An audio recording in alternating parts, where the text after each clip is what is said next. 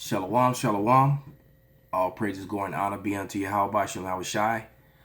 Double honors unto the apostles and the elders of GMS, for the true leaders of all Israel on earth today. Salutations to the Akim that are doing this work in truth and sincerity, risking their lives and their freedom to do so. All right. And to the Akwaf that are listening and learning, the hopeful elect. Okay. Once again, all praises, glory, and honor be unto Yahweh Shem Shai. Bahashem Rakar Kadash. Going to do a commentary over a set of videos and go into the scriptures as far as biblical prophecy playing out.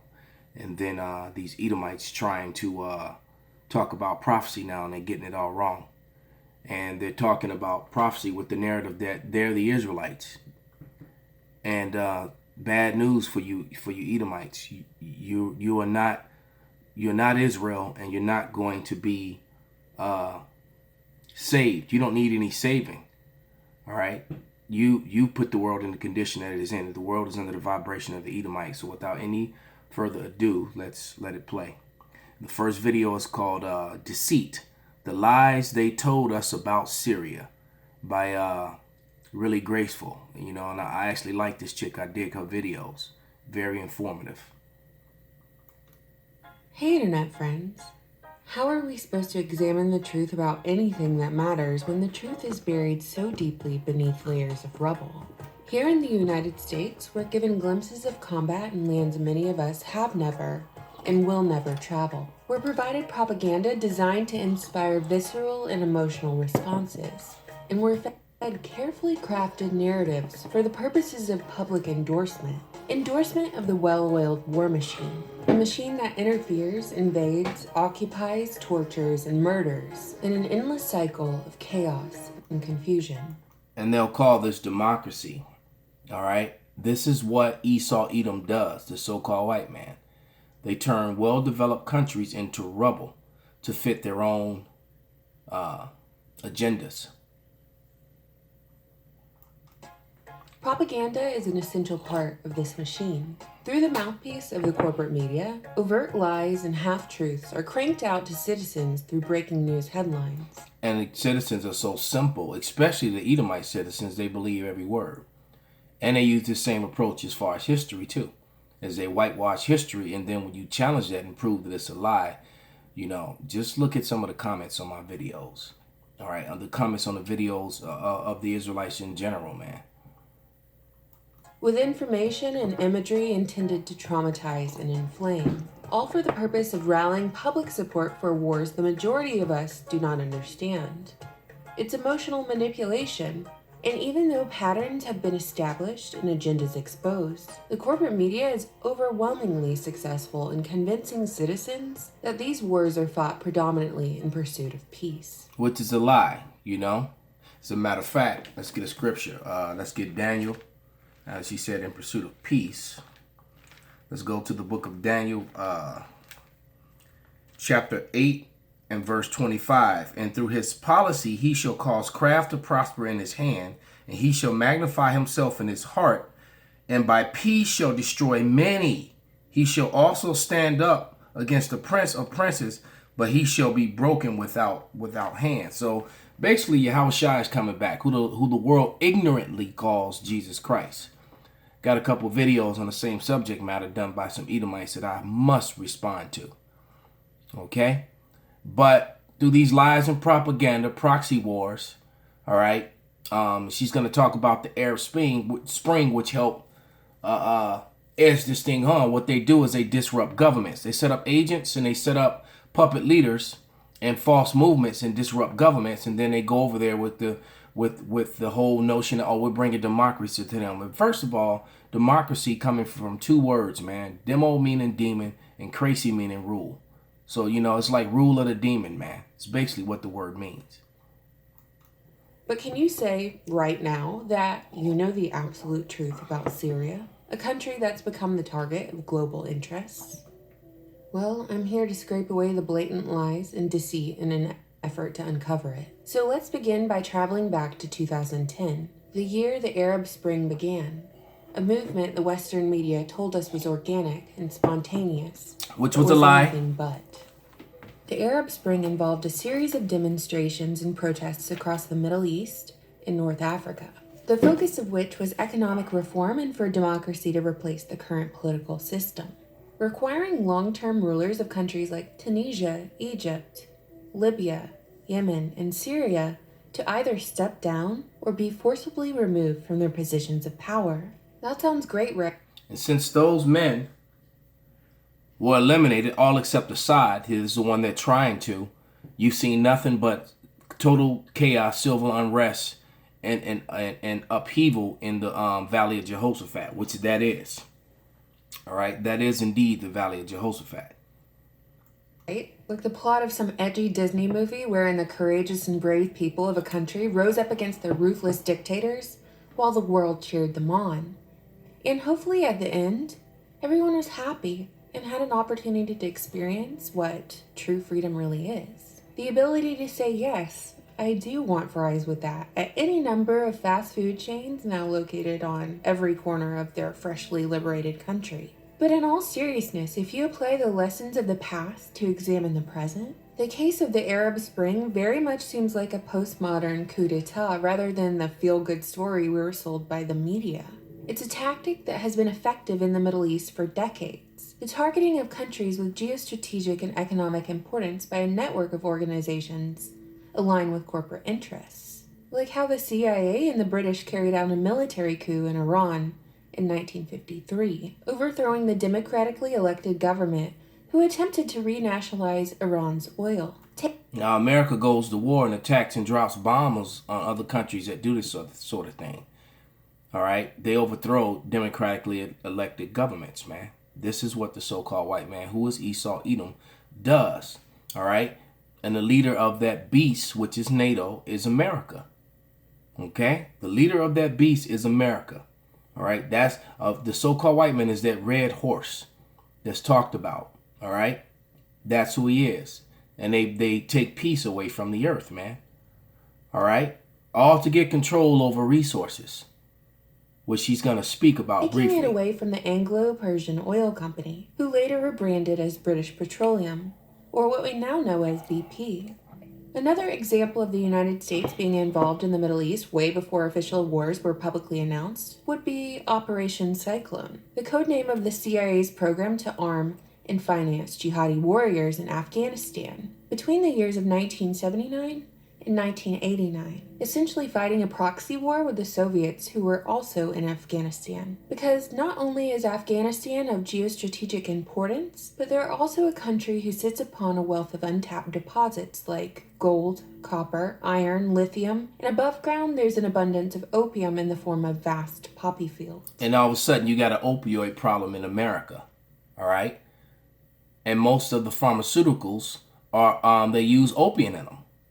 A lot of these psychosis are drugs, so they make money on it both ways, both illegally and legally, because you got heroin and different drugs that are laced with this opium as well, man.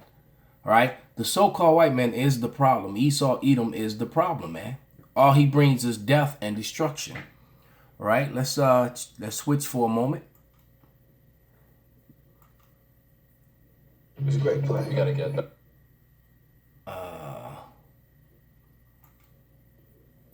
Here we go. Good evening to those who listen. It is April 10th, 2018. This one is called Bible Prophecy Being Fulfilled. April 10th, 2018, 6:15. And the channel was called To Those Who Will Listen. Okay? 6:15 p.m. And I got some more Israel news. So, matter of fact, one more scripture though, before I go any further. Before we go into this prophecy, these Edomites trying to prophesy now, okay? But on the last video, as far as them getting control by causing using disorder, man, by causing chaos, order out of chaos. This is Sirach 10:8. Because of unrighteous dealings and iniquities and injuries and riches got by deceit, the kingdom is translated from one people to another, and that's what they did. They set up these coups d'états. They get control over the resources, all right? And then they get control over the resources both above and below ground through deceits and injuries, man, death. if you believe in Bible prophecy, please pay attention. I got some a news story on here on the TV, and then I also got some news that comes from the Times of Israel news. So check that out. I will try to leave a link for that.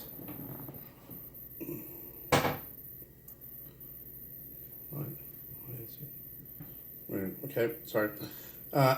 So here's some news stories that I'll just go over real quick, and please check out the stories in the articles in the Times of Israel news. Army clears sniper filmed shooting Gazan, denounces the cameraman. There's widespread condemnation for video that has soldiers cheering the shooting of a Palestinian. Now, mind you, he read that, but it was okay, though, because it was done by an Israeli. All right? Because he's not going to... He just read about a horrific crime. This is where he made a mistake. He should have just left it out. But he doesn't speak about it and condemn it. He just keeps on reading, and then he hails the actions of the Israelis as if they're the people of the Lord. And they're not. He's leaving out the fact that the heritage of the Lord is corrupted. The people in the land of Israel are not the people. So he's given this breakdown as if they are the people of the Lord. Iran has threatened Israel over the Syrian strike, and Iran now says that 7 Iranians died in that attack.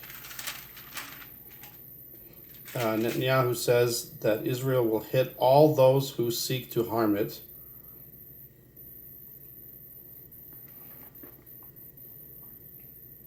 Let's see if there's anything else that's worth. Okay. We're going to move on to this story now. This chemical attack that was carried out in Syria, if there really was one, I'm not saying one way or the other because I don't know the whole facts about everything. The so-called white man has lied about everything. All right, he lied about weapons of mass destruction, and he lied about chemical attack of Assad back in 2013. He lied about 9/11.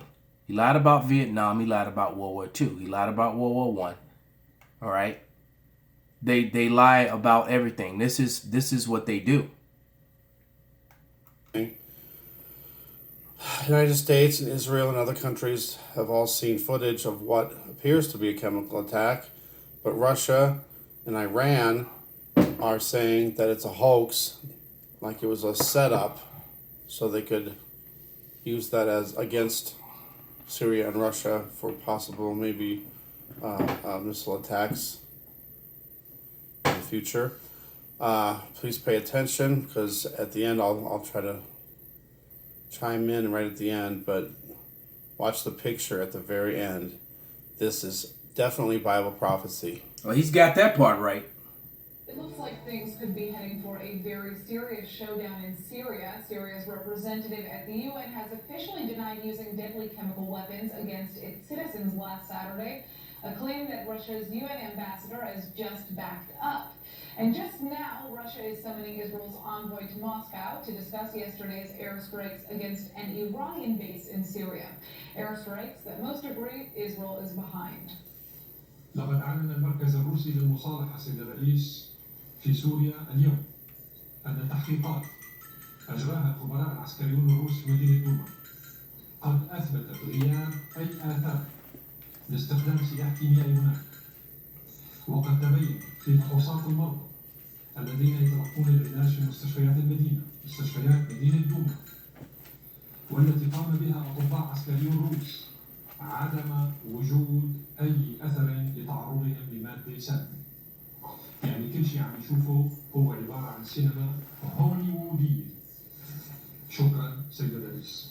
Meanwhile, Russia has apparently been complicit in allowing Iran to gain a foothold in war-torn Syria, a situation that threatens to boil over into outright war with Israel.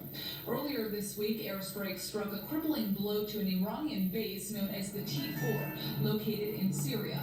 American forces were initially named for the attack, but the U.S. has since confirmed that Israel was indeed behind the bombing. White House officials have confirmed that Israel actually warned Washington. The scripture says, "The least of the flock shall draw them out," and that's talking about these Israelis, these fake Jews. They're gonna draw this Benjamin Netanyahu, not a Jew, right there on the screen. All right, they're gonna be behind. That's biblical prophecy. The least of the flock shall draw them out. Who's the least of the flock? Those fake Jews over there. They're going to bring out the mighty man to bring on this third world war. Point this out. We got the leaders of Iran, Turkey, and Russia all there. There's the three major players in Gog Magog. They are the three main nations that will rise up against Israel and try to attack Israel. You see, he's so wrong about that. Israel, he does not know Israel is a people before it's a place. And the bulk of the Israelites are not in their land. They're defilers in that land. This is Psalms 79:1. O power, the heathen are come into thine inheritance. Thy holy temple have they defiled. They have laid Jerusalem in heaps. All right. This is Zechariah 7 and 9 and 6. A bastard shall dwell in Ashdod, and I will cut off the pride of the Philistines. All right. That bastard, the word bastard there means fake, fraudulent, phony, without the father. That's what that word means, man. So it's telling you a fake, fraudulent people would be there. They keep not the laws of the land, man. You got Pink City. How these are people of the Lord. Almost everything that they do in the land of Israel is in opposition to what's in the Bible, man. Okay, they have the biggest homosexual, lesbian, gay parade, whatever you want to call it, in Tel Aviv, man. All right, and it said a bastard shall dwell in Tel Aviv. That's modern day Ashdod. Ashdod was a port city in modern day Tel Aviv, where Tel Aviv sits today. It's telling you that a fake, fraudulent people would be there, man, and they're the least of the flock that's gonna draw this thing to out, man. It's gonna draw this make this third world war happen, man. Okay, this is Joel, the third chapter, starting at verse 9. All right, and it says, "Proclaim ye this among the Gentiles, prepare war. Wake up the mighty men." See, these are the mighty men. Some of the mighty men right here on the screen. Okay. "Let all the men of war draw near. Let them come up. Beat your plowshares into swords and your puny hooks into spears. Let the weak say I'm strong." So these nations who wouldn't challenge America are now challenging America in its supremacy. Israelis got shot out the sky. They've had the dominance over. That's why they're attacking. Because the other nations are getting strong, and every moment, every hour, every minute that goes by, the other nations are getting stronger. Why? Because the Israelis don't have air superiority anymore. They can actually be shot down. They just can't do what they want to do like they used to, like they have all the way up until basically now. Okay, verse 11: "Assemble yourselves, come ye all ye heathen, and gather yourselves together round about. Thither cause thy mighty ones to come down, O Lord." All right. And the mighty ones are the angels, man, because in the midst of this, Michael's going to come, because things are going to get so bad down here that the real Israelites, which are scattered to the four corners of the earth, but the bulk of them are in the north country here in America, because they got it delivered here in the east, from the east in America. I mean, from the west here in the northern country. All right. It says, I'll read verse 13. "Put ye in the sickle, for the harvest is ripe. Come you down, for the press is full and the vats overflow. For their wickedness is great." So the so-called white man is being exposed, man. All right, he's being exposed for his wickedness. Let's go to Jeremiah 49 and verse 7. "Concerning Edom and those Israelis and America, which is Babylon, are full of Edomites, Edomite strongholds. Concerning Edom, thus saith the Lord of hosts, or Yahweh of hosts, is wisdom no more in Teman? Is counsel perished from the prudent? Is their wisdom vanished?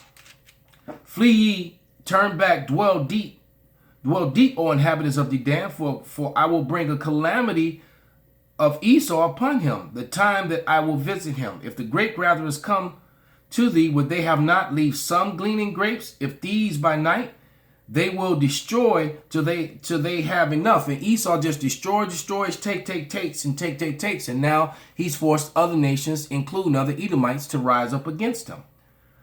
But I have made Esau bare, and I have uncovered his secret place, and he shall not be able to hide himself. His seed is spoiled, and his brethren and his neighbors, and he is not. And that's what we're coming to, man. Esau is about to be brought to naught, man.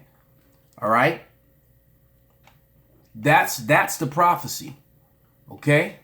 Let's and what's the common denominator in all their wickedness?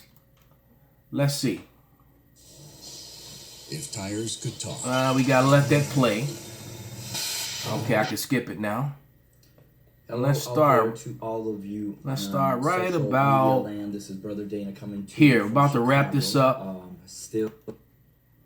And let's look at the Mexicans that you say are such horrible, evil people that come here as immigrants. Northern Kingdom even Israelites. That is. But yet you go to Mexico and you marvel at the beauty of the people in Mexico. What is the difference between the people in Mexico and those? Yeah, you want a vacation, live and move and buy up all these spots, but then you get angry when those same people come here. Or those on the Caribbean island that when you play that Caribbean music in your small cities, you say plug your ears, get that dunk awful music, but yet when you go to the Caribbean, the beauty of the people marvels you that you desire to go to the Caribbean every year to relax and see beauty and people and nature.